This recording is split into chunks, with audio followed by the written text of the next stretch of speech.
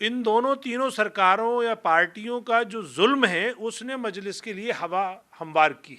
और वो केजरीवाल जिसने निर्भया के मामले में आसमान को सर पर उठा लिया था और मुख्यमंत्री और प्रधानमंत्री का इस्तीफा मांग रहा था, जब ये दोनों सरकारें घर में बैठ गई, खामोशी इख्तियार कर ली। खास तौर से इस हिंदुत्ववादी या मानव मनोवादी का शिकार कौन है? सबसे पहले शिकार हैं दलित भाई, उसके बाद शिकार हैं अल्पसंख्यक। और जिस जगह 50% की हमारी पॉपुलेशन है वहां पे हमें सत्ता क्यों नहीं चाहिए? क्योंकि बीजेपी तो हमने जैसे पहले कहा कि वो हमारे वजूद की दुश्मन है, वो हमें देखना नहीं चाहती। अब वक्त ये आ गया है कि हम इनको तो हराएं, सांप्रदायिक ताकतों को, हमारी पढ़े लिखों में, नौकरियों में, या हमारी अच्छे ओहदों पर हमारी परसेंटेज हमारी आबादी के मुताबिक क्यों नहीं है? कि इस वोट को जो बंधुआ वोट, गरीब वोट, मजबूर वोट, बेसहारा वोट समझती थी, उन पार्टियों में बेचैनी है। Schedule caste, schedule tribe vote BJP में चला जाता, तब तो ये लोग नहीं कहते कि वोट कट गया। तिलक तराजू और तलवार, इनमें मारो जूते चार, ये मान्यवर काशीराम जी का नारा था और उसी नारे के खिलाफ काम कर रही है कि जो मुस्लिम वोटों के ठेकेदार बनते हैं वो अपने कौम को संभाल के नहीं रख सकते, उनकी कौम बीजेपी में जा रही है और हमारे मुसलमानों के लिए वो ये कहते हैं कि ये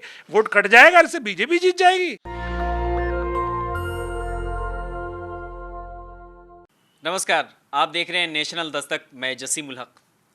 दिल्ली में एमसीडी चुनाव को तकरीबन 6 महीना रह गया है। ऐसे में हर पार्टी अपने अपने तौर से तैयारियां शुरू कर दी हैं, लेकिन इस बार इस इलेक्शन में एक ऐसी पार्टी है जिसके ऊपर वोट काटने का इल्ज़ाम लगता है। मेरे साथ इस वक्त दिल्ली के प्रदेश अध्यक्ष, ऑल इंडिया मजलिस इत्तेहादुल मुस्लिमीन के प्रदेश अध्यक्ष जनाब कलीमुल हफीज़ साहब मौजूद हैं, साथ में हैं। मैं उनसे बात करके हम जानने की कोशिश करते हैं। सबसे पहले तो कलीमुल हफीज़ साहब, बहुत शुक्रिया आपका नेशनल दस्तक को टाइम देने के लिए। आपका भी बहुत शुक्रिया। ये बताएं कि इस बार दिल्ली में जो एमसीडी इलेक्शन है उसको लेकर हर पार्टी के साथ एक नया चैलेंज है।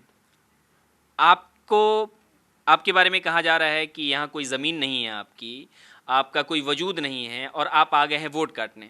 ऐसे में पूरे ये जो इल्ज़ाम लगाया जा रहा है, उस इल्ज़ाम के साथ साथ ये बताइए कि आपकी क्या रणनीति है इस चुनाव को लेकर? देखिए, एक तो आपको मैं दिल्ली के सियासी माहौल के बारे में बता दूं। दिल्ली में पहले कांग्रेस ने, फिर बीजेपी ने और उसके बाद अब आम आदमी पार्टी ने 2 ग्रुप को बहुत ठगा है। और वो 2 वर्ग जो हैं वो जाहिर बात है कमज़ोर हैं, मजलूम हैं, गरीब हैं। उसमें एक वर्ग जिसको बहुत ज़्यादा अनदेखी की है वो है मुसलमान और दूसरा वर्ग है दलित।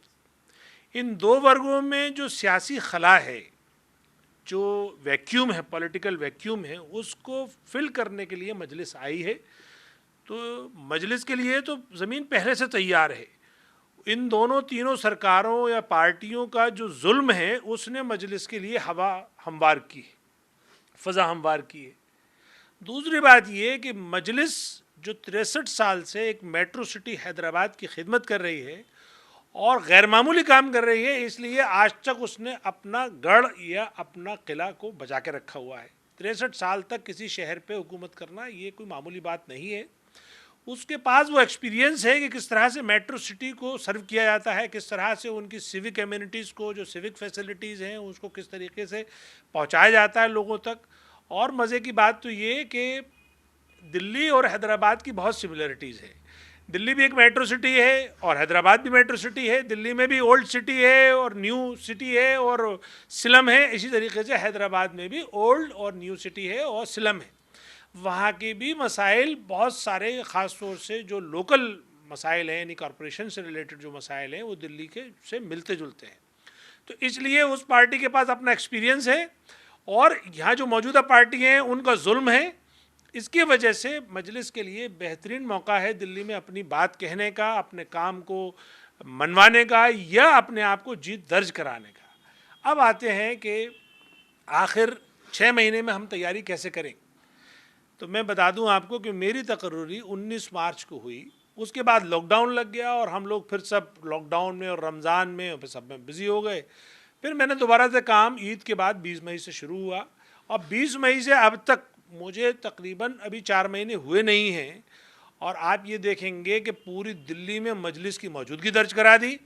एक हमारी बहन राबिया सैफ़ी के ख़िलाफ़ एक जुल्म हुआ और ये दोनों सरकारें, दिल्ली के केजरीवाल और केंद्र की मोदी, जिन्होंने कहा था बेटी बचाओ बेटी पढ़ाओ, और बहुत हुआ अत्याचार या बहुत हुआ नारी पे वार। अब की बार मोदी सरकार और वो केजरीवाल जिसने निर्भया के मामले में आसमान को सर पर उठा लिया था और मुख्यमंत्री और प्रधानमंत्री का इस्तीफा मांग रहा था, जब ये दोनों सरकारें घर में बैठ गईं, खामोशी अख्तियार कर ली, और ख़ास तौर से जो अल्पसंख्यकों के मामले में इन्होंने जो नज़रअंदाज किया, और दिल्ली जो 2020 में जो दिल्ली पे गुजरा है, पहला मामला गुजरा कि जामिया के बच्चों पे दिल्ली पुलिस की जो बर्बरता हुई, दूसरा मामला हुआ कि सीए एनआरसी प्रोटेस्ट में जब हमारी सारी आवाम सड़कों पर आ गई, और तीसरा मामला जब पूरी दुनिया कोरोना की चपेट में आई तब, और चौथा मामला जब दिल्ली दंगे में जब दिल्ली जल रही थी और हम लोग अपनी जानों से और अपने माल से हाथ धो रहे थे। इन चारों मामले में अरविंद केजरीवाल का असली चेहरा सामने आया। ये अरविंद केजरीवाल को मैं बार बार क्यों एम्फेसिस कर रहा हूँ, चूंकि हम मुसलमानों ने कांग्रेस को हरा कर अरविंद केजरीवाल को चुना था, और अरविंद केजरीवाल उससे भी बुरा साबित हुआ, चूंकि उनके किसी दुख में, किसी तकलीफ में उनको मरहम तक लगाने नहीं आया, उनके जख्म को देखने तक नहीं आया। तो इसने तो हमारा दिल भी दुखाया। न सिर्फ इसने हमें तकलीफ पहुंचाई, न सिर्फ इसने हमें नज़रअंदाज किया, बल्कि इसने तो हमारा दिल भी तोड़ा। बीजेपी से हम क्या शिकायत करें, वो तो हमारे वजूद की दुश्मन है, वो तो हमें देखना नहीं चाहती, वो हमारे एनआरसी सीए के थ्रू वो हमें चाहती है कि सफाई हस्ती से मिटा दें। लेकिन मैं आपको दस्तक चैनल के माध्यम से अपनी आवाम से को ये बात कहना चाहता हूँ कि अब दिल्ली में मजलिस दस्तक दे चुकी है, और मजलिस का एक ही डिमांड है कि वो जितने पुरानी सरकारों ने ज़ख्म दिए हैं उन सब ज़ख्मों का हिसाब लेगी। दूसरी बात, ये जो दो वर्गों को, दलित और मुस्लिम को, जिन्होंने जो इग्नोर किया है, ये दोनों की यूनिटी इन दोनों सरकारों को ये बता देगी कि आखिर जनता की ताकत में या जनता की यूनिटी में कितनी ताकत होती है। और आप देखेंगे कि एमसीडी में जो एमसीडी 2022 का जो चुनाव है, इसमें हम चौंकाने वाले नतीजे देंगे आपको इंशाअल्लाह। एक इसी से जुड़ा हुआ एक सवाल और है कि ये जो आप बार बार बोल रहे हैं दलित मुस्लिम, दलित मुस्लिम भाईचारा के पीछे आपकी क्या, मतलब इसके पीछे कोई मंसूबा है या कोई आपकी का फॉर्मूला है इस चुनाव को लेकर? देखिए, दलित मुस्लिम में बार बार मैं नहीं बोल रहा हूँ, ये दलित मुस्लिम आज़ादी से पहले भी, जब बाबा साहब भीमराव अंबेडकर साहब जब आंदोलन कर रहे थे और दलितों के लिए उनका एक हक मांग कर रहे थे, तब भी इस मुल्क में एक फजा हमवार हुई थी कि दलित मुस्लिम एकता जिंदाबाद। इसीलिए उनको, बाबा साहब को भी जब पार्लियामेंट में मनवादियों ने पहुंचने से रोक लिया था, तब उस वक्त बंगाल के मुसलमानों ने उनको, बाबा साहब को अपनी यहाँ से चुन के पार्लियामेंट में भेजा था। तभी ये पॉसिबल हुआ कि आज हिंदुस्तान की अगर कोई सबसे बड़ी खूबसूरती और ताकत है तो संविधान है, और वो संविधान बाबा साहब ने दिया है। तो इसलिए दलित मुस्लिम एकता इस मुल्क के बनने से, यानी जो मौजूदा मुल्क, जो आज़ाद मुल्क है, इसके बनने से पहले से ये नारा चला आ रहा है। दूसरे नंबर पर आप देखते होंगे कि हमारे कायद बैरिस्टर असदुद्दीन ओवैसी साहब कोई तकरीर अपनी मुकम्मल नहीं करते जब तक कि वो संविधान और बाबा साहब का शुक्रिया अदा न कर देते हों, वो ये ना बता देते हों आवाम को कि इस मुल्क की अगर कोई सबसे खूबसूरत चीज़ है, इस मुल्क का कोई अगर सबसे मजबूत कोई रस्सी है तो वो संविधान है। और जाहिर बात है, जिसको संविधान को जिसने दिया है, हम उसका शुक्र अदा क्यों ना करें। उस संविधान को देने वाले जाहिर बात है भारत रत्न बाबा साहब भीमराव अम्बेडकर हैं। तो इसलिए हमारा ये शुरू से नारा है, और आज तो दिल्ली की ये अशद ज़रूरत है। इस वक्त दिल्ली में जो दो वर्ग जो बुरी तरह से परेशान है, यानी दलित और मुस्लिम, यानी उस पर भी जो सितम ज़रीफ़ी देखिए आप आम आदमी पार्टी की, कि आम आदमी पार्टी ने उन दलितों का निशान तो चुरा लिया, झाड़ू तो रख लिया, लेकिन उनके साथ क्या जुल्म किया। उनकी जो ठेकेदारी व्यवस्था थी उसको और बढ़ा दिया, जो उनको लोगों को पक्का करना था, मुस्तकिल करना था नौकरियों में, वो नौकरियों में पक्का नहीं किया। जो और जितने मनवादी हथकंडे हो सकते थे अरविंद केजरीवाल ने सब वो अपनाए हैं। और अब तो हालिया दिनों में जो आप देख रहे हैं कि वो अयोध्या में भी जाके रामलला के दर्शन कर रहे हैं, वो हरिद्वार जाके भी ये बता रहे हैं कि हम ये जो है हिंदुत्व की राजधानी बनाएंगे, और वो बाकायदा पूजा लाइव भी दिखा रहे हैं, और वो हर वो काम कर रहे हैं जो हिंदुत्व की राजनीति करने वाले, यानी जो सांप्रदायिक पार्टियां करती हैं, वही काम सब अरविंद केजरीवाल कर रहे हैं। तो ख़ास तौर से इस हिंदुत्ववादी या मनोवादी का शिकार कौन है?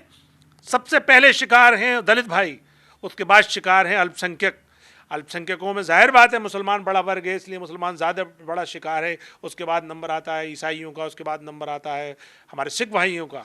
तो जसीम उल हक साहब, आप दिल्ली की सियासी सूरत हाल तब्दील होते हुए देख लीजिए। ये दीवार पर लिखा हुआ साफ नज़र आ रहा है कि माहौल बदल चुका है। मजलिस के आने से ये जो सियासी समीकरण चेंज होंगे, इस सियासी समीकरण के बारे में मैं बता दूं कि दिल्ली 3 एमसीडी में बटी हुई है, south MCD, north MCD, east MCD.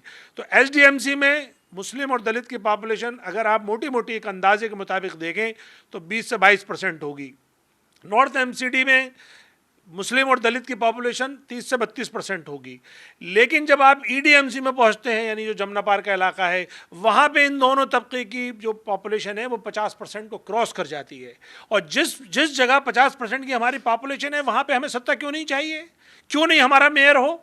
मैंने तो कई जगह ये बात कही, अपने दलित भाइयों से आह्वान किया कि दलित भाइयों आओ हमारे साथ, और मजलिस आपके साथ, आपको अपनाने के लिए अपने दोनों बाजू खोल के और आपको सीने से लगाने के लिए तैयार है। हम इस बात के लिए भी तैयार हैं कि आइए आप लीड करिए, आप मेयर बनिए, आप उप मुख्यमंत्री बनिए, आप मुख्यमंत्री बनिए, और हम आपको अपने टिकट पे, अपनी पार्टी के झंडे के तहत और अपने लीडरशिप, हमारी जो बैरिस्टर असदुद्दीन ओवैसी साहब हैं, ये उनका पैगाम देते हैं कि हम दलित मुस्लिम एकता के पक्षधर हैं। हम चाहते हैं कि हर गरीब, चाहे वो किसी ज़ात, किसी मज़हब, किसी धर्म का हो, वो एक अलग बात है, वो हमारा साथी है और हम उसके साथी हैं, लेकिन ख़ास तौर से दो वर्ग, अगर दलित मुस्लिम एकता होगी दिल्ली में, तो और जो अल्पसंख्यक वर्ग हैं हमारे, वो हमारे साथ आ जाएंगे और हमारी ताकत बढ़ जाएगी और दिल्ली में हम 50% से ऊपर निकल जाएंगे और हम सारी सरकारों में या सारे चुनावों में पूरी तरीके से असरअंदाज होंगे।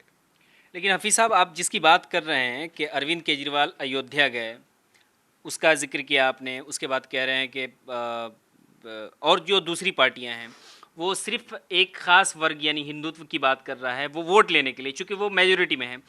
लेकिन यही इल्ज़ाम आपके जो प्रेसिडेंट हैं असदुद्दीन ओवैसी, उनके ऊपर भी लग रहा है कि वो सिर्फ और सिर्फ मुसलमानों की बात कर रहे हैं, चाहे वो महाराष्ट्र गए, बिहार गए, अब यूपी की बात कर रहे हैं। वो वहाँ उन लोगों को ही चुनाव लड़ा रहे हैं, अपनी पार्टी से टिकट दे रहे हैं जहाँ पे मुसलमानों की तादाद ज़्यादा है। तो उनके ऊपर भी ये मुसलमानों का वोट हासिल करने का इल्ज़ाम लग रहा है। तो क्या इससे अभी जो मैं यूपी की बात करूं, मतलब साफ तौर से कि अभी यूपी में गए, यूपी में आप चुनाव लड़ रहे हैं, पार्टी जा रही है, अभी हर जगह जाके ये इनकी रैली हो रही है, लेकिन सवाल ये है कि ये मुसलमानों की वकालत करके या बात करके ये ओवैसी साहब सत्ता हासिल करना चाहते हैं या वाकई में मुसलमानों को इससे कुछ फ़ायदा होगा? देखिए, आप इस बात को इस तरह से लीजिए कि मुसलमान पिछले 60 साल में इन नामनहाद सेकुलर पार्टियों को ढोता चला आया, इनको वोट करता चला आया और भरपूर मात्रा में वोट किया, तो उसकी हालत कैसी हो गई। हालिया 10-12 साल इनके मान लीजिए आप, 7 साल इस बार के, 5 साल पहले के, तो 12 साल मान लीजिए इनके। 12 सालों में तो जो शिकायत है वो तो बीजेपी से हमें है शिकायत, क्योंकि बीजेपी तो हमने जैसे पहले कहा कि वो हमारे वजूद की दुश्मन है, वो हमें देखना नहीं चाहती, या यूँ कहिए कि उसकी बुनियाद मुस्लिम दुश्मनी पे, मुस्लिम नफ़रत पे रखी हुई है। लेकिन जिनसे हम मोहब्बत कर रहे हैं, जिनके लिए हम वफादारी का सारा 60 साल तक हम अपना बोझ ढोते चले आए, उन्होंने हमें क्या दिया है। अब वक्त ये आ गया है कि हम इनको तो हराएं, सांप्रदायिक ताकतों को, लेकिन उन हराने में कहीं ऐसा ना हो जो 60 साल पहले हमने गलती की है कि ना हमने अपने बारे में कुछ सोचा, ना अपनी क़यादत को मजबूत किया, ना हमने अपने मसाइल उठाए, और हम हिंदुस्तान के आम आवाम से बहुत पीछे रह गए। पूरा हिंदुस्तान अगर 100 की स्पीड से जा रहा है तो हमारी 10 की स्पीड भी नहीं है, तो उसका आखिर जिम्मेदार कौन है। जब 75% या 80% हुकूमत इन मनवादियों ने और इन्होंने की है, जो नॉन सेकुलर, ये नाम नहाद सेकुलर पार्टीज़ हैं, तो जिम्मेदार तो वही हैं। अब हमारे बैरिस्टर साहब का कहना यह है कि हम अब आपको नहीं ढोएंगे, अब हमें भी हिस्सेदारी चाहिए, हमें भी सत्ता में बराबरी का हक चाहिए। जो हमारी परसेंटेज है, हमें उन परसेंटेज में हमारा भी मामला कीजिए, आप हमारे मसाइल को उठाइए। आखिर जेलों में हमारी परसेंटेज क्यों ज़्यादा है, आखिर अस्पतालों में हमारी परसेंटेज क्यों ज़्यादा है, अनपढ़ों में हमारी परसेंटेज ज़्यादा क्यों है, हमारे पढ़े लिखों में, नौकरियों में, या हमारे अच्छे ओहदों पर हमारी परसेंटेज हमारी आबादी के मुताबिक क्यों नहीं है, क्यों नहीं है हम ऐवानों में अपनी परसेंटेज के मुताबिक। ये सवाल उठाना ये संविधान का हमारा अधिकार है। हम भी उतने ही इज्जतदार शहरी हैं हिंदुस्तान के जिस तरह से और दूसरे शहरी हैं। तो अगर हमें संविधान इस बात की इजाज़त देता है कि जमहूरियत में हम जो आइन की पासदारी करने के लिए अपनी बात, अपनी डिमांड और अपना हक के लिए चुनाव लड़ें, तो इसमें बुरा क्या है। अब सवाल ये है कि हमारे लड़ने से फ़ायदा और नुकसान किसको होगा। तो जाहिर बात है कि इस वोट को जो बंधुआ वोट, गरीब वोट, मजबूर वोट, बेसहारा वोट समझती थी, उन पार्टियों में बेचैनी है। वो तरह तरह के नैरेटिव गढ़ रही हैं। वो कभी कहती हैं वोट काटने आए हैं, कभी कहती हैं कि ये उसकी बी टीम है बीजेपी की, कभी कहती हैं कुछ और, कभी कुछ और कहती हैं। तो उनके कहने पे मुझे अब कोई हैरानी नहीं है, चूँकि पब्लिक अब उनको रिजेक्ट करती जा रही है। आप देखेंगे बैरिस्टर असदुद्दीन ओवैसी साहब जिस तरह से पब्लिक को एड्रेस कर रहे हैं, और एड्रेस के साथ जो पब्लिक का रिस्पॉन्स आ रहा है, चाहे सोशल मीडिया उठा के देख लें या रैलीज या प्रोग्राम देख लें आप, वो गैर मामूली है। और वो ये इस बात की तरफ इशारा कर रहा है कि पब्लिक अब मूड बना चुकी है, पब्लिक इनकी बातों में नहीं आएगी। और अगर आखिर ये नाम नेहाद सेकुलर पार्टीज को इतनी ही परवाह है मुस्लिम वोट की कि ये बट जाएगा, तो वो इनसे, बैरिस्टर साहब ने तो कहा हम अलायंस के लिए ओपन है, तो क्यों नहीं बात करते वो। दूसरी बात यह है कि जिन जिन पार्टियों के वो मुखिया हैं, जो नामनिहाद सेकुलर पार्टीज, ख़ास तौर से जैसे मायावती एक एक एक अपना शेड्यूल कास्ट की मुखिया हैं, समाजवादी पार्टी यादव वोट की मुखिया है, ये आखिर जब यादव बीजेपी में चला जाता है और यादव में उनके चचा शिवपाल यादव दूसरी पार्टी बना लेते हैं, इसी तरीके से जब schedule caste schedule tribe vote BJP में चला जाता है, तब तो ये लोग नहीं कहते कि वोट कट गया। मायावती अभी ब्राह्मणों के लिए एक अलग से वो उन्होंने मीटिंग बुलाई है, उनको उनके लिए काम कर रही हैं या फिर उनकी वकालत कर रही हैं? नहीं, मायावती तो अपना ट्रैक खो गई। जिस काम को काशीराम ने अपनी पूरी जिंदगी बर्बाद करके, यानी उन मनवादियों के खिलाफ बाकायदा नारा था उनका कि तिलक तराजू और तलवार इनमें मारो जूते चार, ये मान्यवर काशीराम जी का नारा था, और उसी नारे के खिलाफ काम कर रही है। यानी जिस व्यवस्था के खिलाफ बाबा साहब ने आंदोलन चलाया, जिस व्यवस्था के खिलाफ मान्यवर काशीराम ज़मीन पे उतरे और पूरी ज़िंदगी लगा दी, उस व्यवस्था के सपोर्ट में और उसी अयोध्या में जाके ये अपना आंदोलन की या चुनाव की शुरुआत कर रही हैं। तो मायावती ने तो अपना ट्रैक खो दिया है, उनका समाज का भी उन पे से भरोसा उठता जा रहा है। लेकिन मेरा कहना यह है कि जो मुस्लिम वोटों के ठेकेदार बनते हैं, वो अपने कौम को संभाल के नहीं रख सकते, उनकी कौम बीजेपी में जा रही है, और हमारे मुसलमानों के लिए वो ये कहते हैं कि ये वोट कट जाएगा, इससे बीजेपी जीत जाएगी। अरे भाई, हमें अपना हक चाहिए। अब मुस्लिम कौम बैठने वाली खामोश नहीं है, उसे अपना लीडर मिल गया है, अपना प्लेटफॉर्म मिल गया है, और उसको बैरिस्टर असदुद्दीन ओवैसी साहब ने, जिन पे उनका बहुत बहुत शुक्रिया कि उन्होंने इसको ज़ुबान दे दी है, उन्होंने इसको मसाइल दे दिए हैं, उन्होंने उसको मुद्दा दे दिया है, उन्होंने इसमें एक उम्मीद जगा दी है। और जिस तरह से वो बार बार कहते हैं हर रैली में, हर पार्टी में, हर मौके पे कि तुम नफ़रत की सियासत करते हो, मैं उम्मीद की सियासत करता हूँ। तुम डराने की सियासत करते हो, मैं भरोसे की सियासत करता हूँ। मैं ये एहसास करा रहा हूँ कि उत्तर प्रदेश की अगर बात करें तो 20% तबके को ये एहसास कराते हैं कि तुम भी इस सत्ता के हिस्सेदार हो सकते हो। तुम अपने आप को कमज़ोर और डरने की कोई ज़रूरत नहीं है, तुम उठो और अपना हक मांगो। और ये हक हमें आइन, ये हक हमारे जो अब अजदाद से जिन्होंने इस मुल्क को बनाया, जिन्होंने आज़ाद कराया, उन्होंने दिया है। और वो ये कह कर गए थे कि जमहूरियत में सबसे पहला हक उस कमज़ोर वर्ग का होता है जो महरूम रह चुका होता है, जिसके पास सुविधाएं नहीं होती, जिसके पास फैसिलिटीज़ नहीं होती। तो जाहिर बात है मुसलमानों के पास सुविधाएं और फैसिलिटीज़ नहीं है। इसी के साथ दलित वर्ग है जो बहुत सारे मामलों में मुसलमानों और वो एक ही पायदान पर खड़े हैं। तो इसलिए इन दोनों वर्गों को नेचुरल एलाइज हैं, इनको एक साथ आ जाना चाहिए और सत्ता में भागीदारी के लिए लड़ना चाहिए और जद्दोजहद जारी रखना चाहिए। और इनसे किसी भी कितने भी सख्त हालात हों, इनसे घबराने की कोई ज़रूरत नहीं है। अब एक आखिरी सवाल, आप चूँकि वो यूपी में अभी जो योगी आदित्यनाथ मुख्यमंत्री हैं उनकी बात कर रहे हैं, भाजपा सरकार की, या अभी मौजूदा जो दिल्ली में मुख्यमंत्री हैं अरविंद केजरीवाल, तो इन सब पे इल्ज़ाम या इनका फेल्योर बता के आप चुनाव लड़ेंगे, या दिल्ली के एमसीडी की बात करें तो दलित मुस्लिम एकता को लेके आपके पास कोई है फॉर्मूला, या यूपी में जा रहे हैं तो वहाँ के चुनाव को लेकर वहाँ के डेवलपमेंट के लिए कोई है फार्मूला, या फिर उनका फेल्योर बता के आप चुनाव लड़ेंगे जो हर पार्टी करती है? देखिए, दिल्ली मेरा जो डोमेन है वो दिल्ली है, और दिल्ली में मेरे पास फार्मूला है। दिल्ली में मैंने दिल्ली सरकार को भी, जब मैंने पार्टी ज्वाइन नहीं की थी तो उनको भी मैंने ये बात बताई थी कि देखिए, दिल्ली की में बहुत बड़ी तादाद दलितों की और मुसलमानों की अनथराइज इलाके में रहती है। अनथराइज इलाकों में ना स्कूल है, ना अस्पताल है, ना बेसिक फैसिलिटी है। दिल्ली सरकार की जितनी भी स्कीमें जिनका वो ढिंढोरा पीटती है, वो सब वहाँ लागू होती हैं जहाँ मौजूदा स्कूल हैं या अस्पताल हैं या वहाँ सरकारी जगह बिल्डिंग्स हैं। अनथराइज एरियो में ना सरकारी बिल्डिंग है, ना स्कूल और अस्पताल हैं। तो आप इनके लिए कोई अलग से स्कीम लाइए। तो मैंने मुख्यमंत्री के सामने ये स्कीम दी थी कि जिस तरह से तेलंगाना में दिल्ली मजलिस ने टीआरएस के साथ मिलकर के दलित बस्तियों, मुस्लिम बस्तियों के लिए, अनथराइज इलाकों के लिए किराए की बिल्डिंग लेके जो स्कूल बनाए हैं, उसी तरह से आप भी दिल्ली में बनाइए, आप भी अस्पताल बनाइए। उन्होंने स्कूल का प्रोजेक्ट अप्रूव कर दिया था और दिल्ली वक्फ बोर्ड को कहा था कि आप उन इलाकों में किराए की बिल्डिंग लेके स्कूल बनाइए। दिल्ली वक्फ बोर्ड ने एक एजुकेशन कमेटी बनाई, उस एजुकेशन कमेटी का मुझे सेक्रेटरी बनाया, आज भी मैं ही सेक्रेटरी हूँ उसका, कन्वीनर हूँ उसका मैं। वो प्रोजेक्ट शुरू हुआ, हमने किराए पे बिल्डिंग लेने के लिए इश्तिहारात निकाल दिए, एक डिप्टी डायरेक्टर अपॉइंट कर लिया, 17 प्रिंसिपल हमने शॉर्टलिस्ट कर लिए, चूँकि पहले पायलट के तौर पे हमें 16 स्कूल बनाने थे। उसके बाद हमने 6000 टीचर्स का इंटरव्यू लेके 600 टीचर शॉर्टलिस्ट कर लिए, प्रोजेक्ट ऑन हो गया। अचानक प्रोजेक्ट पे काम करते करते फ़ोन आता है अरविंद केजरीवाल साहब का कि इसको रोक दीजिए। भाई क्यों रोक दें? कि भाई साहब इससे वोट पोलराइज हो जाएगा। मैंने कहा साहब स्कूल बनाने से वोट कैसे पोलराइज हो सकता है? कोई मंदिर की बात करें, किसी एक मस्जिद की बात करें, तब तो पोलराइजेशन हो सकता है। स्कूल एक ऐसी चीज़ है, ख़ासतौर से प्राइमरी एजुकेशन, जिसमें कोई अभी इतने बुरे हालात नहीं हुए हैं मुल्क के कि प्राइमरी एजुकेशन दें आप किसी वर्ग को, ख़ासतौर से दलित और मुस्लिम को, तो मनवादी नाराज़ हो जाए। लेकिन वो नहीं माने, उन्होंने इस प्रोजेक्ट को डंप कर दिया। उन्होंने कहा कि नहीं, हम ये नहीं कर सकते, हम इलेक्शन बाद करेंगे। मैंने कहा भाई इलेक्शन बाद आप कैसे कर सकते हैं? अगर जीत गए तो इसलिए नहीं करेंगे क्योंकि आप बिना काम करे जीत गए, तो क्या ज़रूरत है करने की? और हार गए तो इसलिए नहीं करेंगे कि अब आपके पास वो पावर नहीं है।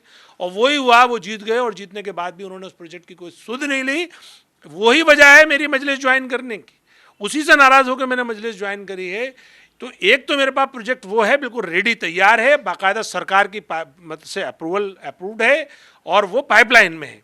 दूसरा मेरे पास इसी तरीके से अस्पताल का प्रोजेक्ट है, इसी तरह से साफ़ सफाई का प्रोजेक्ट है।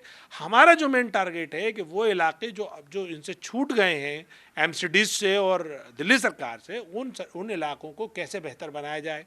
और उसमें जो हमारे प्राइमरीली जो मुद्दे हैं, पहला है प्राइमरी एजुकेशन, दूसरा है प्राइमरी हेल्थ, तीसरा है साफ़ सफाई, और चौथा है इस पूरे वर्ग में इस बात का एहसास कराना कि आपको अपनी क़यादत खुद डेवलप करनी है, आपको अपने मसाइल, अपने ज़ख्मों का मदावा खुद करना है, आपको अपना हक़ लेने की आदत पड़नी चाहिए, आपको ऐवानों में अपने मसाइल खुद उठाने आने चाहिए, और आपको इन बेसाखियों को तोड़कर फेंक देना चाहिए जो नामनिहाद सेकुलर पार्टीज़ आपको, ख़ास तौर से कांग्रेस सबसे ज़्यादा इसकी जिम्मेदार है। लेकिन मैं कांग्रेस को बहुत ज़्यादा इसलिए नहीं कह रहा हूँ क्योंकि कांग्रेस को तो रिजेक्ट कर चुका मुसलमान, उसने उसे रिजेक्ट करके ही आम आदमी पार्टी को अपनाया था। आम आदमी पार्टी ने 7 साल में ही, 8 साल में ही इतना दुख पहुंचा दिया मुसलमानों को जितना कि 60 साल में नहीं पहुंचाया था कांग्रेस ने। इसलिए अब इन दोनों को छोड़ करके दलितों को और मुसलमानों को एक साथ होकर के मजलिस का दामन थाम लेना चाहिए। और जाहिर बात है कि जमहूरियत में एक इलेक्शन, एक चुनाव, एक प्रोसेस है। इस प्रोसेस में जितनी सीटें वो हमें जिताएंगे उतना ज़्यादा हम उनकी आवाज़ बनेंगे, और ऐवानों के थ्रू जो उनकी स्कीम्स होंगी, जो ऐवानों के थ्रू जो उनके लिए पॉलिसीज़ बनेंगी, जाहिर बात है जितना उनका हिस्सा होगा उतना उनको मिलेगा। ये यकीन बनाएगी मजलिस। और उसका ट्रैक रिकॉर्ड हैदराबाद आप देख सकते हैं, पिछले 63 साल से वो इसी फार्मूले पे वहाँ काम कर रही है, वो बेहतर परफॉर्मर है, तो जाहिर बात है कि वो दिल्ली की भी खिदमत इसी तरह से कर पाएगी। बहुत शुक्रिया। ये थे कलीमुल हफीज़ साहब, AIMIM के दिल्ली के प्रेसिडेंट थे। MCD का चुनाव हो या असेंबली का, लोकसभा का चुनाव हो या पंचायत का, हर इलेक्शन में बड़े बड़े वादे और नारे लगाए जाते हैं। मैनिफेस्टो में सरकार हर वो वादा करती है जिसको सुनने के बाद कान को अच्छा लगता है, लेकिन असल में ये सारे वादे और सारे दावे खोखले साबित होते हैं। हमें देखना है कि आने वाले वक्त में, चाहे वो स्टेट का असेंबली का चुनाव हो या MCD का, इलेक्शन हेल्थ पे, एजुकेशन पे, सुरक्षा पे और वो तमाम ऐसे मुद्दे पे लड़े जाएं जो आम आदमी की रोज़ की ज़िंदगी से जोड़ता है। कैमरामैन आशीष ठाकुर के साथ मैं जसीम उल हक, नेशनल दस्तक, दिल्ली। नेशनल दस्तक की आपसे गुजारिश है कि अगर इसको बचाना चाहते हैं तो नेशनल दस्तक को सब्सक्राइब करने के लिए रेड कलर के सब्सक्राइब बटन को दबाएं, फिर बेल आइकन की घंटी दबाएं। नेशनल दस्तक को बचाने के लिए बहुत ज़रूरी है कि हर खबर को शेयर करें, लाइक करें, कमेंट जरूर करें।